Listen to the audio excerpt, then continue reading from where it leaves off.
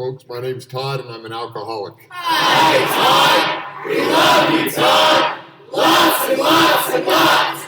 Oh, I hear you. Thank you. I want to start by thanking the committee for inviting me to come and show tonight. It's a privilege to be here at the first SWACYPAA.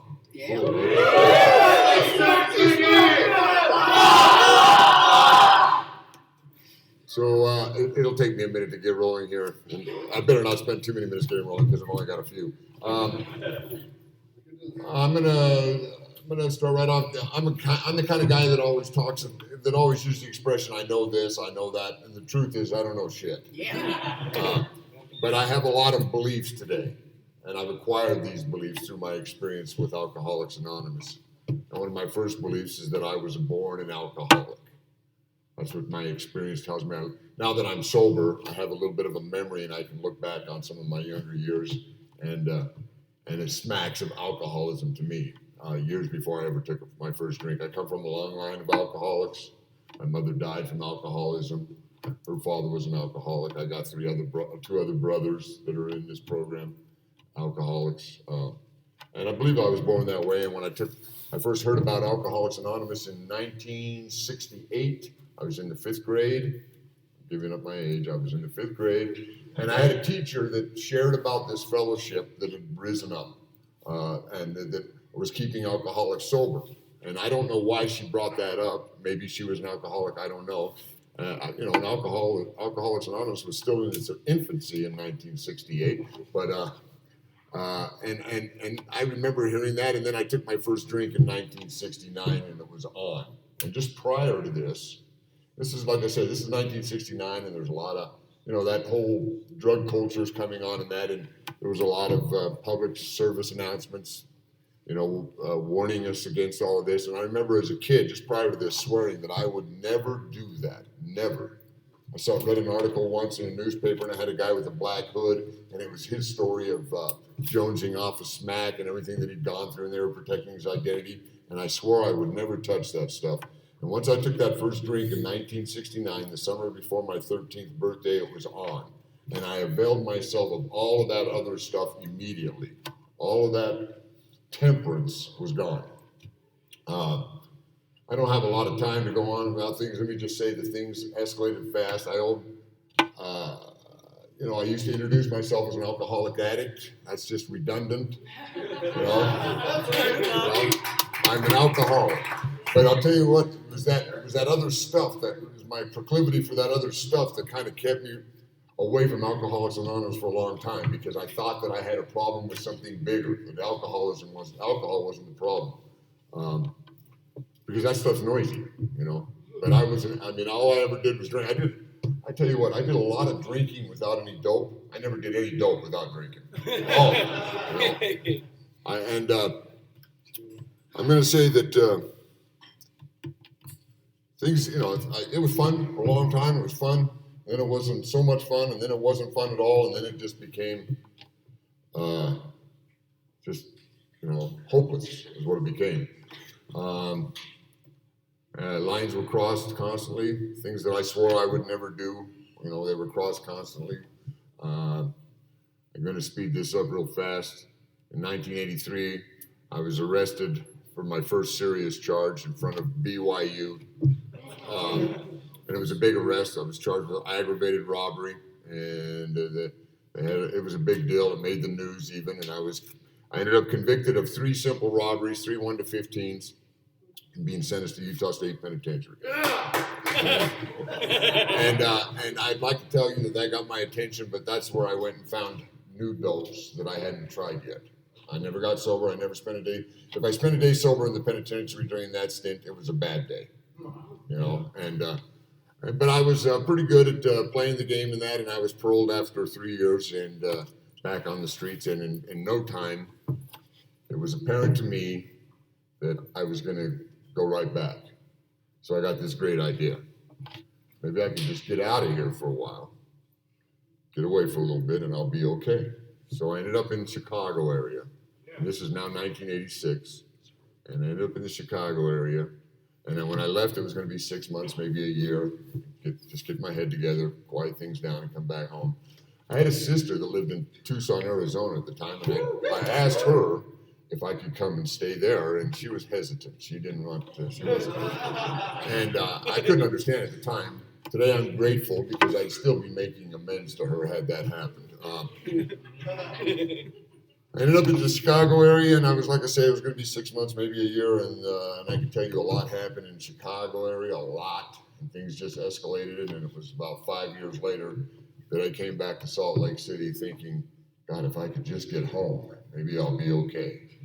And a lot had happened, and I can tell you that all of my geographicals, but now things have gone to a point where I often joke about the fact that not only did I have a drinking and drug problem, I developed a serious incarceration problem as well. So on my any geographical just resulted in a felony conviction in another state. I've got them in 4 other states now because I'm trying to bounce around. Because wherever I went, there I was, and the problem was with me. I came back to Salt Lake City, Utah in 1991, having stood trial for a Class X felony aggravated robbery there that I was acquitted for. But that doesn't mean that I didn't get felony convictions in Illinois. I had a bunch of possession charges and stuff. And I came back here and I was going to get things together and quiet things down and get my shit together. And I can tell you that through these years in Chicago, there have been many times that I had sat there with my head cradled in my hands. No more. God, no more. Just to get up and do it again and again and again. I could not do what I was doing. I didn't know how not to do it. And it didn't matter how bad it got and how desperate and how scary, I could not do it. Came back to Salt Lake with that same idea that I'm going to get it together. I'm going to go home, get to work and get it together. And I was right into what I was doing within a week, within 2 weeks. And I got a job, and now I'm a tile. I've got a new trade. I'm doing the tile installations, and I got a job with a guy, and I'm going to work and stuff, and I get myself a place. And since I'd been convicted and sent to the penitentiary in 1983, it's now 1991. I hadn't had my own bed throughout all of this. I'd just been flopping around, moving around, living in my truck, whatever, staying with people. I hadn't had my own bed. Now I've got my stepmother's house was down on 3rd West, and it had been boarded up for years. And they said, look, you can move in here and kind of take care of the place. It'd be $100 a month. And I said, great. So all of a sudden I got my own bed. I've got my own place. And the guy that I'd met in Madison, Wisconsin shows up, and he says, he needs a place to stay. And I'm not really keen on having him to stay with me, but I don't know how to say no to anybody. I don't have any boundaries. So next thing I know, I got this guy as a roommate. So one weekend we go out, and I've got it down to kind of like the weekend thing now. I'm going to work during the week, barely holding it together, and then the weekend thing. And one weekend, the bottom drops out for me. Just completely drops out. And I called my brother. I have a brother at the time who's 4 years sober in the rooms of Alcoholics Anonymous. I had been living in Illinois when I heard that he'd gotten into AA, and I remember thinking, Christ, I hope he gets over this soon. I don't know. And he had talked to me a few times about maybe checking out a meeting, and he could see that I had some serious problems. And so I finally called him up. I called him up and I said, God, I don't get it. I can't figure it out. I do all right, and then bam, the bottom drops out again. And he says, just come to one meeting. And so I did. I finally got my attention. I was finally desperate enough that I went to a meeting. And I never introduced myself as an alcoholic, and I never really got sober. But I heard some stuff there at this meeting that compelled me to come back the next week. And I heard some stuff again, and I never introduced myself as an alcoholic. But I went back for about, 6 weeks. And this is like November and December of 1991.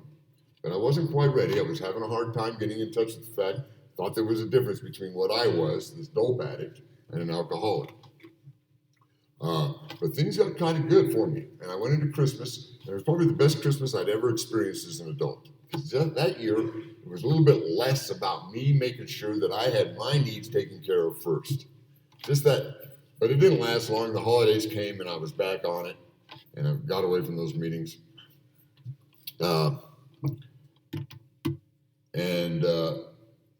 Pretty soon things are spiraling down as they do with an alcoholic. They're progressing and getting worse, and I got pretty soon I don't have a job anymore because I can't go to work. I got to stay home and hang out with this guy from Wisconsin and do what we're doing, and then things get a little desperate, and I don't have any source of income. So the crime starts to come back up, and I'm boosting stuff. I'm trying to keep it down. I'm boosting stuff, and the dope man is a fence, and I can take it right to him and get what I need. And if I need something to eat, I'd have to boost that or do a dine and dash, which didn't happen very often. I didn't eat much, but but then the day comes that I've got to give my old man that $100 for that rent. And he's not going to take a hot tool box set or a hot noodle box, you know. So I get this great idea. Just one time I know what to do. I get my hands on a gun and I go just this one time, and I go do a stick up, just a punk ass stick up, and then that's on, because I'm an addict and that's just as addictive to me as anything else, and so that's on, and I cannot not do it. And I knew, and I can tell you, I sat there at times thinking as this was going on, and this guy staying with me, he thinks he's a tough guy and he's going to go do something, and I'm like, let's go, and then he doesn't want to, and so I'm doing it again and again and again. And I knew, you keep this up, you're going to prison for a long time. And I can remember thinking, oh well, I don't have any choice, and jumping back out there. Finally one night I come out from something, and I almost shoot this guy because things are weird. Things are getting real weird. And I almost shoot him, and that gets my attention because I got myself convinced that I'm just a good guy, and I've got some problems, and I'm not going to hurt anybody, and so that gets my attention. So I think I can't do this anymore. So I get this great idea. Maybe I can get out of it for a while, and I'll be okay. So there comes my felony conviction in Colorado. And I ended up in Colorado, in Grand Junction, Colorado, because by the time I got there, I'd had some truck problems, so the money's all gone. I'm out of dope. I'm out of hope, and I end up busted for burglary, and I end up in Grand Junction, in Grand County Jail. And it's kind of a good thing. It separates me from what's been going on and stuff. And I'm thinking, well, this is better. What I'm doing here is better than what was going on in Utah. So I get a hold of my brother, and we're starting to work out some bond. He's starting to work out a bond for me, and then all of a sudden he comes up with this little caveat: if he's going to bond me out, he wants me to come back to Salt Lake and go in this place called the Haven. And I'm like, why? I'm sober. Why do I need to do that? So I find another way to bond out that doesn't have that requirement attached to it, and I get out, and I have permission to come back to Salt Lake, and my intention is to go to work and put some money together, because we're working a deal out where I'm looking at about 3 years in Colorado City Penitentiary.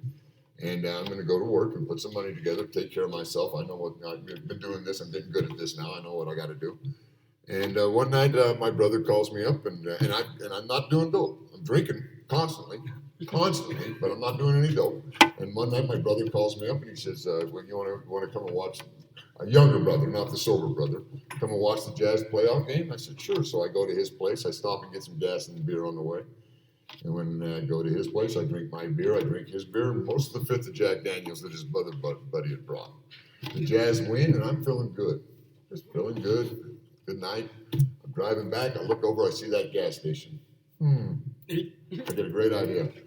If I was to take that gas station, that would really further my cause as far as being able to take care of myself when I go to the penitentiary. So I stash my truck, I wrap a towel around my face, and I go in and I stick this guy up. I don't. Like I say, it was just punk ass stick-ups, and there were other things going on, but that's what it's gotten down to. And I go to my truck, and I'm going away, and it's on 39th South in Maine, and I'm headed east up towards State Street, and I'm going to go to this bar and hang out. let things cool down. But when I get to State Street, the bar's still north of me, and I'm going to have to turn left, and there's an island there, and you just can't break the law like that. You know what I mean? That's against the law. So I turn right. And I end up picking up this this detective, for a Salt Lake County detective, and he's got a possible description of the armed robbery suspect. I'm sure the guy was able to say, I think he was in here earlier, and this is what he was driving, and this is what he looked like. And so he picks me up, he follows me up, and I end up on a dead-end street where my ex-wife lives. And I'm going, and he's got me pulled over, and I'm sitting there pulled over on this little cul-de-sac street, and I'm looking at her duplex. And he's ordering me to show him my hands and slowly exit the vehicle. He's got his gun drawn, and I don't want to do it.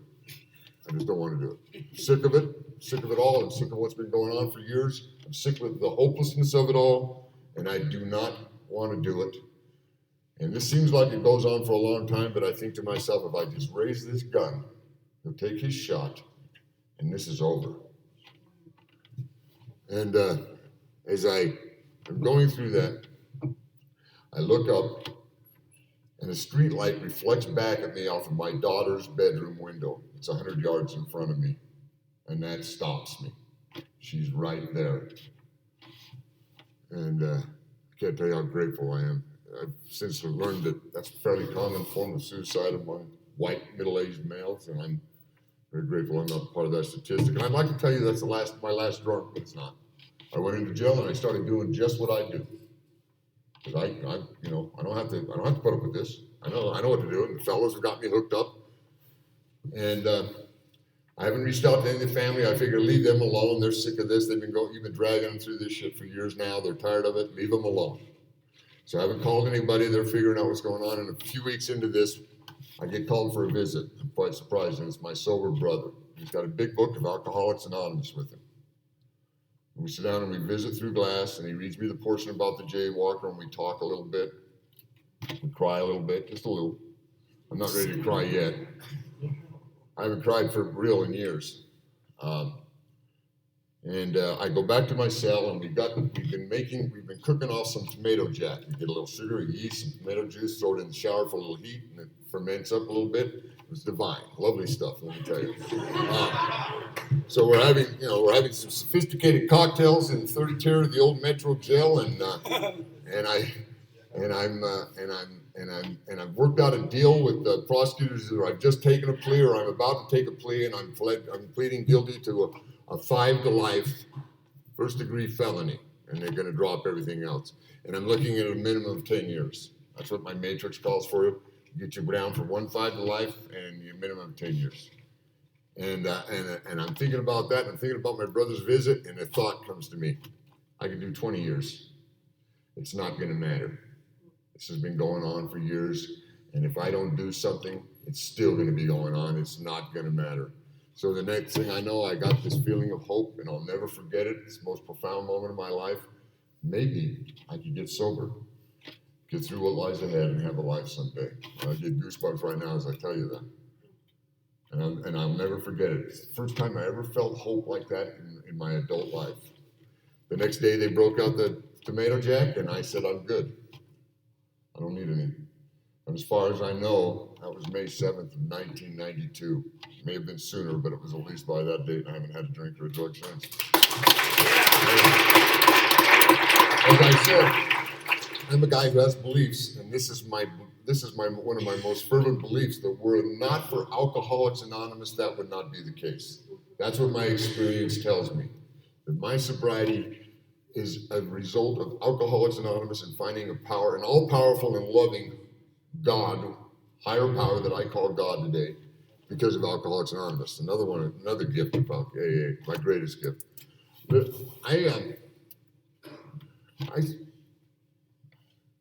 I ended up doing a fifth step with a complete stranger in the mock closet on the 3rd tier, just because that's how it happened.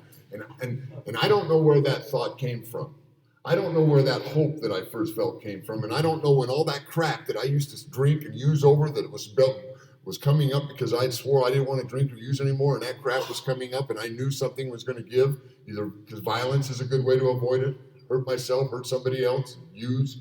I knew, and I had this intuitive thought to talk to somebody, and I ended up talking with a complete stranger, and it was a half-assed effort, but at least I was telling the truth to somebody because I couldn't look at this stuff.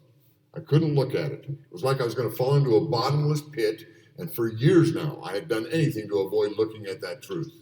And finally, I walked through it. I don't know where that came from.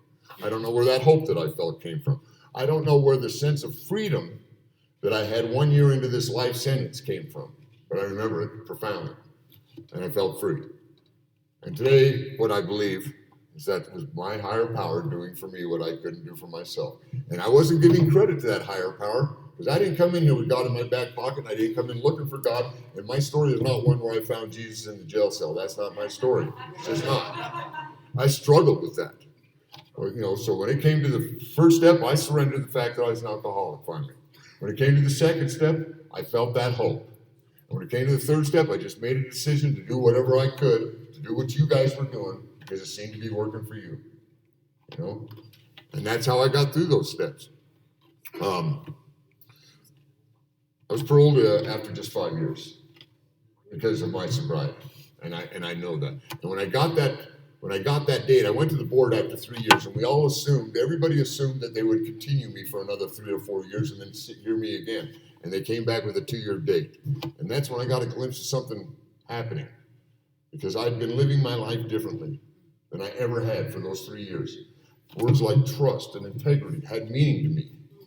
You know what I mean? I quit worrying about whether people would see what I was doing and just did what I was doing. And it wasn't about impressing the board, although I wanted them to notice it was, but it wasn't just about impressing them. It was about the rest of my life, and that was the truth, and they got a sense of that. And when they came back with that date, I got a sense of something. And but it was gradual, it was slow, and I got a sense of something big. I'd done a little schooling and stuff, and I had an idea that there was bigger stuff out there than just my existence. Because I was the guy that I used to use the expression, oh, thank God. But there was a figure of speech, because what I meant was, thank Todd. Because I thought it was all about me. And I did that for years. Even when I started to look back on how I had kind of stumbled into the AA program before I knew I was doing the AA program, I thought I was just a smart guy figuring this stuff out like Bill and Bob. It took a while, and I can tell you I was paroled after 5 years, and I walked out the gates happy, joyous, and free for about 3 months. But I left there thinking I did it, I made it, I'm good to go, I don't have to do this stuff anymore, I can get on with my life. And that's not the case for me. I'm an alcoholic. I'm just as much an alcoholic today as I was the day I was born, the day I took the first drink, the day I took the last drink. And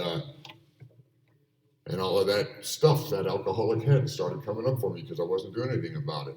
And I was full of loneliness and self-pity and anger, and I had all this opportunity going on. And I'll tell you what, one time I'd been in the hole, in a dark cell, and I sat there and I realized you took everything in your life for granted. Everything in your life, the big stuff, the little stuff, everything in your life for granted. If you ever get another opportunity, remember this. Remember to smell the roses. And I was sitting out there a few months after being paroled, and I couldn't smell the roses. And it scared me. And I thought I'm just one of those guys that does well in the institution. And it scared me. But I was going to this meeting that I'd gone to in 1991 every now and then, but I'm a social derelict. I don't know how to talk to anybody. I'm full of fear. I'd go to the meeting, it'd end, I'd leave, I'd run away, go home, isolate, go back a few weeks later, desperate again, I'd leave, run away. Finally, one week I couldn't stand it anymore, and they opened up the meeting, asked if anybody wanted to come up and share, and I walked to the front of the room, and I was scared, really scared, which is kind of funny given how my life had been prior to this, but that this had me scared. And I walked up to the front of the room, and I introduced myself to all of you, told you a little bit about myself, and something happened. And after that meeting, you came to me, and you welcomed me. You handed me my first chip. It was a 5-year chip, because we didn't have chips in the penitentiary. I've been doing AA, but we didn't have chips. Handed me my first chip, brought me a few phone numbers, and I felt something. Felt a sense of belonging. Felt like I'd finally arrived. I found a place. And so I called my brother and I said, they got more than one meeting a week out here? And he goes, oh yeah, they do. So I ended up at another meeting on Friday night, I'll never forget it. It's a no-nonsense group out in Sandy. And I felt that same sense of relief, that same sense of belonging, that same connectedness. And I remember standing outside of that meeting, and it's November now or something. It's kind of a cool evening, and I'm standing out there, and this thought occurs to me. I'm gonna have to do this shit the rest of my life. And I wasn't too thrilled about it at the time. I'm gonna tell you, I really wasn't. But I surrendered to that, just like I surrendered to the fact that I was an alcoholic. And I'm so grateful. I love Alcoholics Anonymous. It's given my life meaning, a sense of purpose. You know, I was one of the guys that I had a hard time getting sober because I thought if I can't have a beer, if I can't even have a beer, just kill me. Because life is gonna suck. What's the point? If I can't even have a beer, if I'm so derelict that I can't even have a beer, just kill me. Because life is gonna suck. Being sober is gonna be boring, dull, and glum. And I couldn't have been more wrong. It's been anything but. I couldn't have been more wrong about sobriety. You know? And then what it took is it took the day when being sober, when my perception of being sober was worse than what was really going on. And thank God that occurred. I wouldn't be sober if it weren't for Alcoholics Anonymous. Like I said, I really believe that. If it weren't for the steps, I have been able to discover things about myself that are appalling. But thank God I get to discover them, and I do that through the steps. Right? And I am still discovering stuff today because I thought I had it. I thought I was good to go and had that ego way down 10 years ago. Now I don't know how you guys put up with me. Thank God I get to grow that way. I'm becoming the man I want to be. I'll never get there because this is my belief, another belief of mine.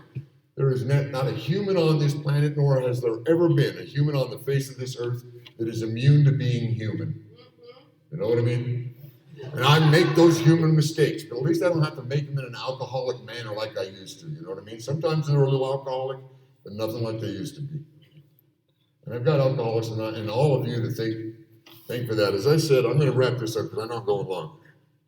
I've got a lot of gifts. I got material stuff. I got a house today, you know. It blows my mind. How did this happen? You know, my neighbors like me. I got a car. I don't know how that. I pay insurance. You know, I still think utility companies are going to have a party on my behalf to thank me for paying my bills. You know,